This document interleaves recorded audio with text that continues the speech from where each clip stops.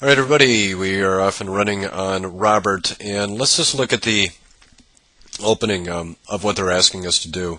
Remember, you want to identify strengths and needs, 2 lesson plans, and 2 benefits. Please, please, please don't forget that this is a case study. It has multiple pages of data. It is not short like the other data sets that we looked at.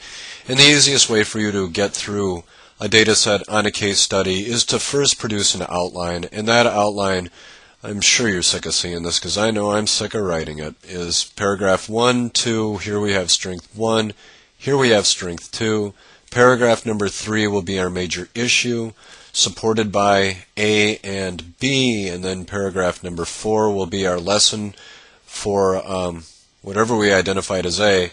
Paragraph 5 will be our lesson for whatever we identified as B, and then the only thing that we got to make sure that we do is put in our benefits, our benefit A and our benefit B. How's that for outlining? Fantastic. You can do that list of words that we've been working with, and that list is very simple. Remember, concepts about print. We have phonemic awareness. We draw our little line right here. Those are the foundations. Letters, sound correspondence, onsets and rhymes. We have the phonics rules. We have polysyllabic words. Sight words usually taught as part of vocabulary, but necessary for the last thing, the flu. And the flu, remember, is just fluency.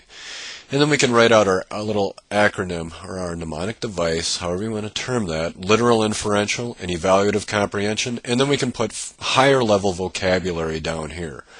Now, I found Robert's case study to be really easy, and I'll do the checklist, but I'm really going to make short shrift of it.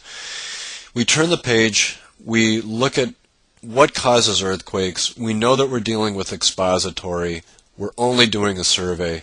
We look down at the bottom of this data set right here, we see that we're going to be dealing with some level of comprehension. We don't know what yet because it's only a survey. We turn the page, we see teacher notes. I would advise you to wait because they're often useful or often not useful. It all just depends. It's a lot to read and you'll have to certainly go back and do that, but I wouldn't do it on my first pass. We look at this, we do not skip it, we see that this is narrative. And so we'll see how well this child handles narrative text. We look at as dictated in spelling and mechanics, we see that this is encoding, and we will decide how best to handle that encoding data based on what it tells us. So let's go back to the first page of his data together, and, excuse me, let me get that. This is Chris. No, thank you. Gotta love telemarketers, huh? Okay, back to our case study, and let me turn to page number 2, and we're looking at the informal reading inventory right here. What causes earthquakes? When you read this, you can see that it's really all about cause and effect.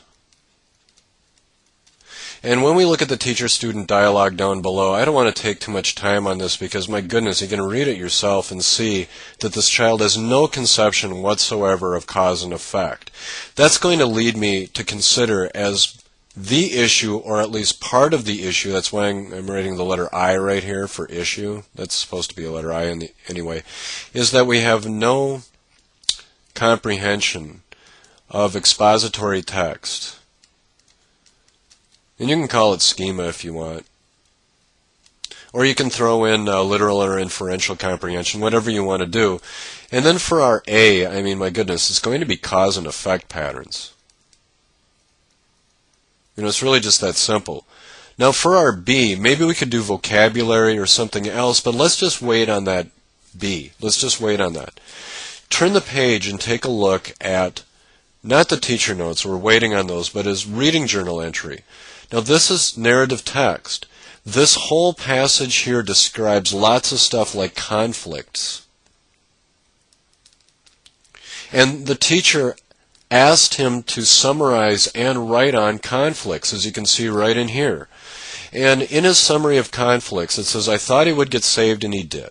He didn't have any conflicts because there wasn't any other characters. Maybe the moose. It was really dangerous and liked to conflict. He's a lot skinnier at the end of the story.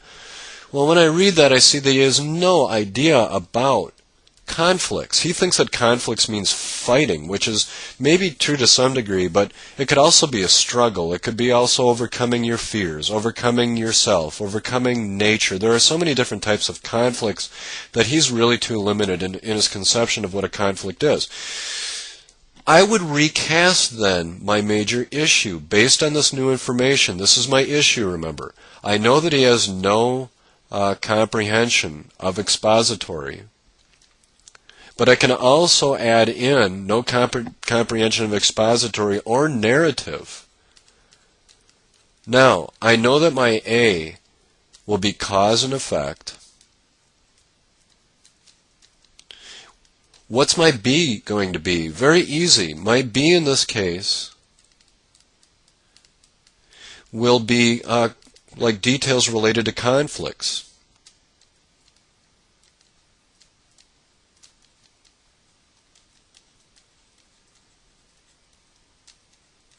Now remember, all of this is taking place in paragraph number 3. Watch how easy paragraph number 4 is. For cause and effect, my goodness, I'm doing an outline. Now if you want to start using different language so you don't sound like a one-note, that all you know is an outline and a story map, well then call it a graphic cause and effect map or something like that. You're creative, you got this far, so you're going to have an outline and then a multi-sensory benefit. I mean, this stuff isn't even, like I said, fun anymore. It's so easy. Details related to conflict. Okay, we could call this a story map, or we could do a, well, let's just do a story map. A story map related to conflicts.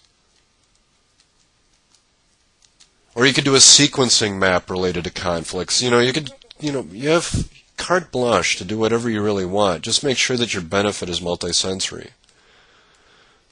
And make sure you spell benefit correctly too. Been a bad day this morning. So look at what we've done. Just in the few pages, I've been able to knock out an easy outline. One related to expository text, the other related to narrative text. I've come up with my lesson plans. One is an outline, and the other one is a story map. Now we got to keep going through the data because you don't want to just rely on one thing, of course. Well, let's look at his encoding strengths. And I'm not going to spend a lot of time on this because, my goodness, it's just so easy for things that you can pick out. Well, I've already got my weaknesses down.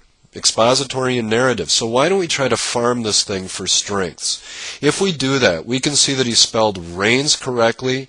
It contains a phonics rule, the vowel digraph pattern. When two vowels are walking, the first one is talking. And then we have caused, for example, the ed, that's an inflectional suffix right there that we could pick out. Damage, polysyllabic word, for example. They're heard. Look at both of these words. Both of these things are homophones. So this kid's able to spell homophones correctly. Here's another homophone, the two. He got another one. We are thrilled.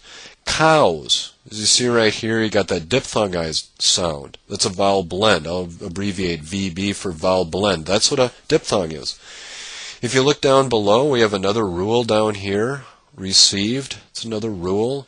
Scratches, polysyllabic, with a complex blend at the beginning and the onset of the first syllable. My goodness. Natural, disaster is pretty big polysyllabic words right here. Scroll this up just a bit. And we look across, oh my goodness, look at anticipation, big polysyllabic word. Hurricane, he finally spelled that correctly, shows growth over time. Heavier, there's a inflectional suffix for you, makes the comparative adjective. Dangerous, there's a derivational suffix.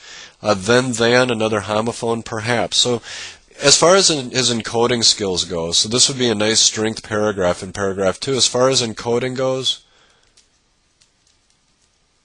lots of good strengths in there. And I'll put a little stupid happy face.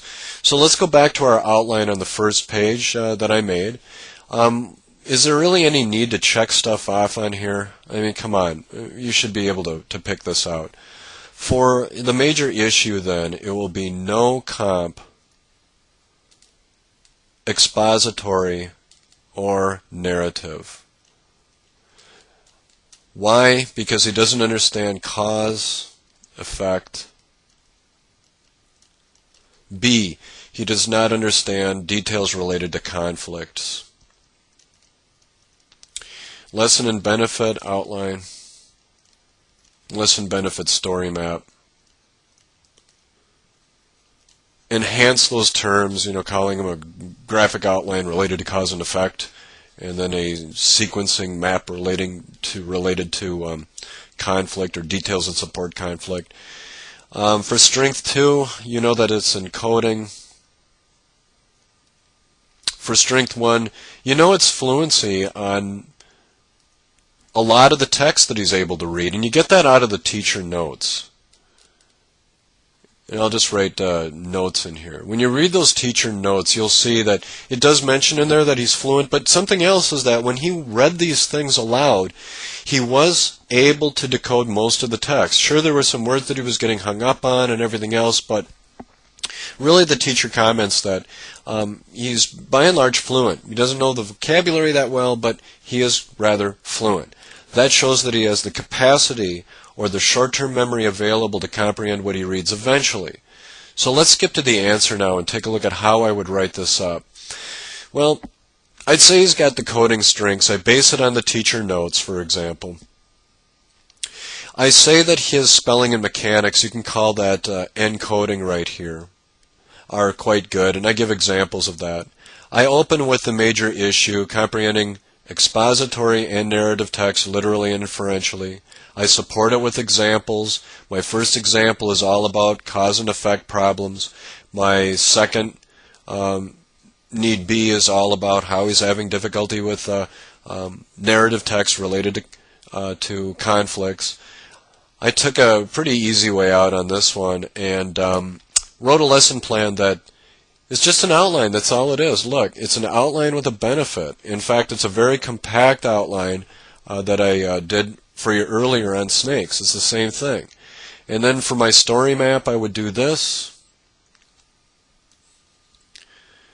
And it's really just a recycled story map that I did for narrative text. Now, if you're worried that you're going to be just doing story maps and outlines that look the same, do you mind getting a little creative? You can change this up a little bit. You might want to do a Venn diagram, for example, or maybe a Venn wouldn't be appropriate for this, but you could certainly do a T-journal, for example, for narrative text, lining up all the internal conflicts within the character and all of the external conflicts within nature that the character faced. That's going to work. You could do some kind of creative cause and effect map, like you could identify what the cause is and then have 3 branches coming out for effect 1, effect 2, and effect 3, something like that. But I mean, my goodness, you got this far in the credential program, I think you can get creative, don't you? Well, let me clear the screen right here and I will let you copy and fill in as needed. So let me delete the first part and the bottom part. Go ahead and pause this, take your notes, do your copying, and then change it up if you would. And then let me present the bottom part to you right now. I need to clean that up for you. And that takes care of Robert. So pause it, copy it, do what you need to do. Later.